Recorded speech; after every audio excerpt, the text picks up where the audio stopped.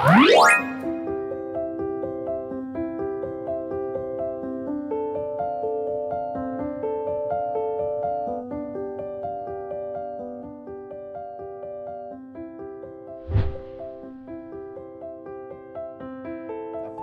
그린 그림들은 너무 많이 있는데, 의학적 관점에서 보면은 이게 안으로 넣는 행위가 머리가 아프면 머리를 이렇게 갖다 대는 것처럼 속이 아파서 이렇게 만졌다는 이런 쪽의 관점으로 보는 거죠. 나폴레옹은 뭐 나중에 이제 죽어서 이제 그 부검까지 해서 사인을 기소 중독이라든지 여러 가지 얘기가 있었는데, 그것보다는 이제 위가 어떤 천공이 됐다든지 아니면 위암이 있었다든지 어떤 위의 문제가, 가족력도 있거든요. 그래서 그쪽에 어떤 문제가 있지 않았을까 생각을 하는 거고, 종교적 행위라는 또 얘기도 있고 다양한데, 의사들이 보는 관점에서 상당수는 이런 것들이 실제 어떤 질병을 어떻게 나타나는 징후가 아닐까 생각하는 거죠. 뭐 작은 고추가 맵다? 실제 나폴레옹에 대한 오해 중에 하나가, 나폴레옹 키가 그렇게 작지 않았거든요. 168.5? 지금 뭐 168.5라고 하면은 큰 키는 아니죠. 그렇지만 그때 당시에 상위 한 뭐 20% 안에 드는 것 때문에 절대 작은 키라고는 볼 수가 없거든요. 물론 이제 나폴레옹은 그림을 많이 활용했었어요. 본인이 화가들을 통해서 자신의 어떤 선전하든지 포장하는 그런 그림들도 많이 있긴 하거든요. 자크루이 다비드라는 화가가 있어요.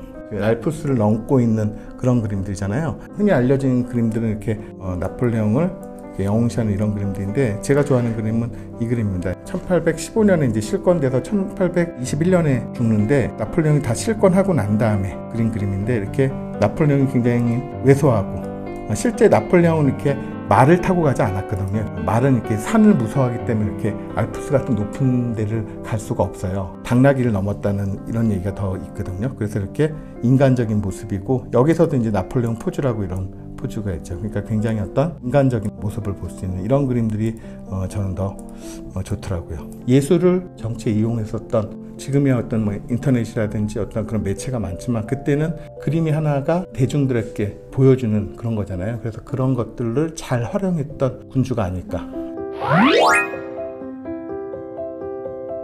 많이 알려져 있는 그림이기도 한데요. 시시 왕후라고 하는데, 늘상 이렇게 체중이라든지 그런 거에 민감했기 때문에, 실제 이제 이게 시시 왕후가 살았을 때 콜로세에서 보여드리는 건데, 이렇게 완전히 이제 타이트하게 이렇게 끼고 있으니까 이 위쪽으로 이제 피가 통하지가 않게 되잖아요. 혈액순환이 쉽게 말씀드리면 잘 안 되는 거죠. 자, 그러니까 이런 식의, 뭐 이건 좀 과장된 그렇게 되는데, 나중에 이제 자기 아들도 죽고, 그래서 굉장히 비운의 삶을 살게 되거든요. 남편이랑도 이제 불화가 있어서 사이가 안 좋고, 그러다가 어떤 여행을 떠나고 있었을 때 괴한이 시시왕후를 찔렀어요. 암살을 시행을 한 거죠. 심장을 갖다가 뚫었거든요. 심장을 뚫었으면 바로 즉사를 해야 되는데, 타이트한 이런 코르셋을 착용하고 있었으니까 살짝 쓰러졌다가 다시 깨어난 거죠.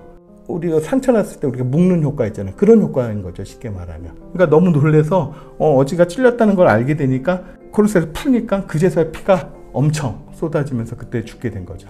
뭐 그러진 않았고요. 이때 당시 너무나 괴한의 습격이 강했기 때문에 결국 이제 사망하게 됐긴 했지만은, 이런 코르셋으로 인해서 상당 부분 지연이 된 거죠.